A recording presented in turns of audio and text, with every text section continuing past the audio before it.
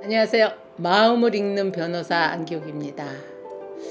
이혼소송 하면서요, 제가 그 사전 처분으로 생활비 청구를 할 때 어떤 분은 말 때문에 손해를 보시는 분도 많이 보거든요. 그래서 이 말만은 좀 하지 마세요 하는 거 제가 한번 말씀을 드리려고 합니다.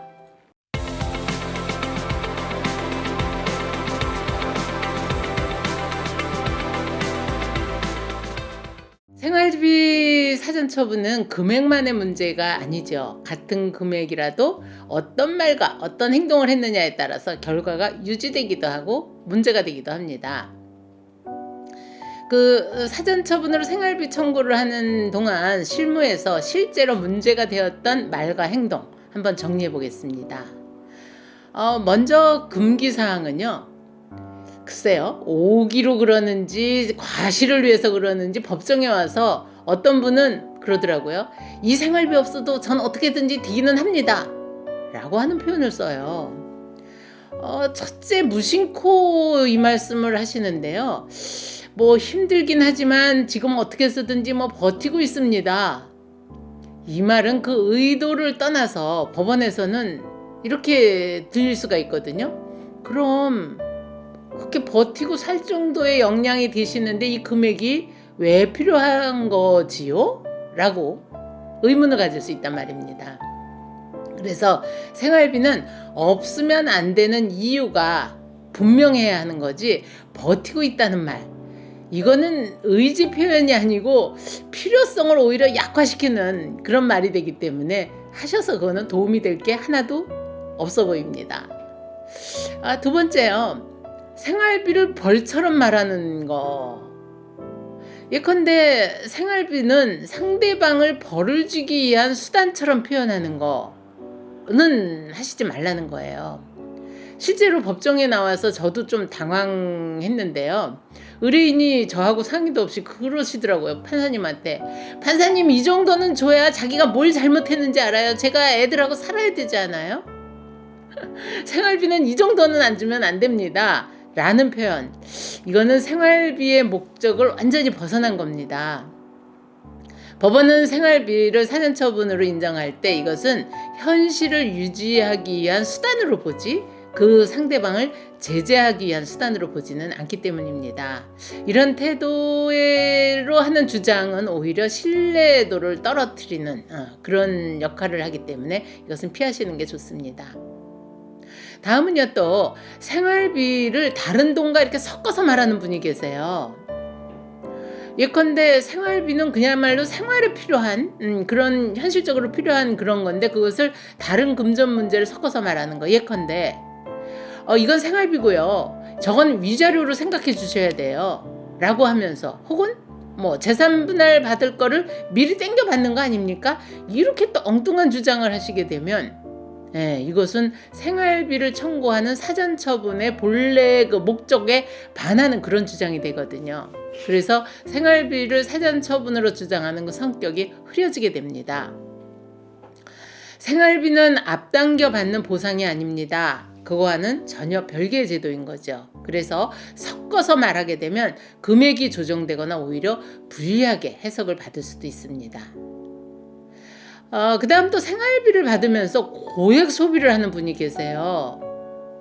예컨대 여지껏은 막 알뜰하게 살았던, 그러니까 소득이 어느 정도 되는데도 알뜰하게 살았던 분이 그 상대방의 소득에 맞춰서 지금부터라도 난 살아봐야 되겠다 라고 말씀하시는 분들이 계세요. 이게 말하고 이게 행동이 이제 문제가 되는 사례인데요. 사전처분으로 생활을 받으면서 고액 소비를 하거나 사치로 오인될 수 있는 지출을 하거나, 예를 들어 내가 그동안은 남편이 번 돈을 아끼고 해서 재테크를 하느라고 해외여행 한 번도 못했는데 저 이제는 그렇게 안 살래요. 예컨대 해외여행 경비를 청구한다든가 이런 거, 이거는 조금 법원에서 그렇게 설득력이 있다고 보기는 좀 어렵죠. 그래서 상대방이 오히려 이 문제를 계기로 문제를 삼을 수도 있습니다. 생활비로 해외여행을 갔다, 고가의 물건을 샀다, 이런 것을 오히려 공격의 대상으로 삼기 때문에 절대 이게 필요한 돈인가 라고 법원에서 보지는 않지 않겠습니까? 그래서 생활비를 그 사전 처분으로 생활비를 받는 동안만큼, 그게 물론 뭐 이름은 생활비 이렇게 나가진 않죠. 부양료 이렇게 나갑니다. 그 지출의 성격이 굉장히 중요해집니다. 또 감정적으로 상대방을 자극하는 행동도 그렇게 법원에서 썩 좋게 보여지진 않습니다. 그 말과 행동 모두에서 나타나는 건데요. 상대방을 자극하는 뭐 문자를 보낸다든가, 예컨대 실제로 그런 분이 계세요. 너 이것도 지급을 못하냐?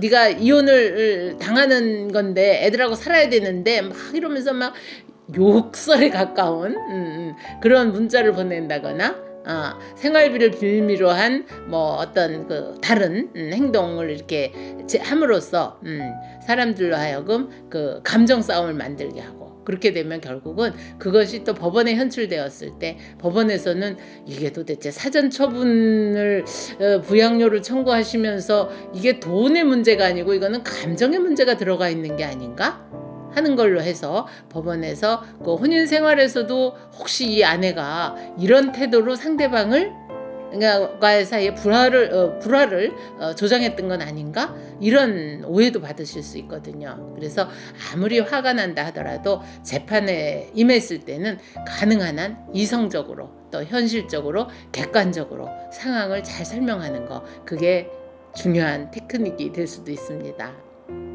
그래서 생활비는 조용히 문자로 그리고 차분하게 자료로 정리하는 거, 이게 가장 안전하다고 보시면 되겠습니다.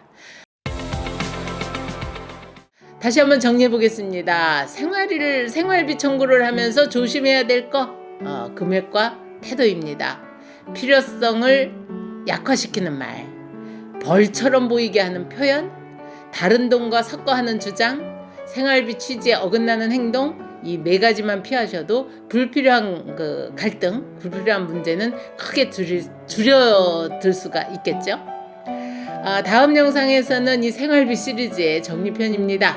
생활비 사전 처분 언제 시작하고 언제 끝내야 할까 하는 겁니다. 그 타이밍에 관한 다음 이야기 기대해 주시고요. 오늘도 감사합니다.